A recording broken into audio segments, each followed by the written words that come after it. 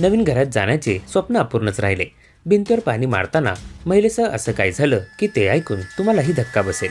सदरची घटना आष्टी तालुक्यातील भारसवाडा गावात घडली असून या घटनेने गावात हळहळ व्यक्त केली जात आहे। भारसवाडा येथील संगीता पन्नासे असे या महिलेचं नाव आहे। भारसवाडा येथील राजेंद्र पन्नासे व संगीता पन्नासे यांचे गावात हॉटेल आहे।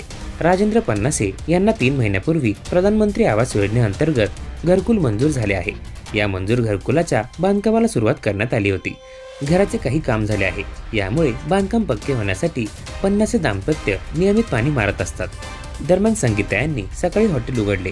यानंतर पती राजेंद्र यांना दुकानात बसून त्या नव्या बांधकामावर पाणी मारण्यासाठी गेल्या।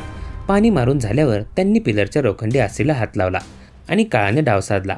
हात लावला त्या ठिकाणी वीज पंपाची वायर होती, त्यामुळे विजेचा झटका लागताच संगीता यांचा जागीच मृत्यू झाला। या घटनेची माहिती शेजारी महिलांनी पोलिसांना दिली। नवीन घराच्या बांधकामावर पाणी मारत असताना पत्नीचा शॉक लागून मृत्यू झाला।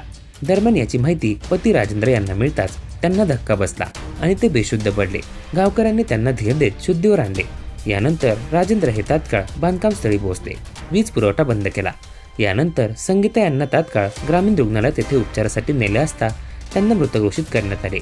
या घटनेची तळेगाव पोलिसांनी नोंद केली आहे।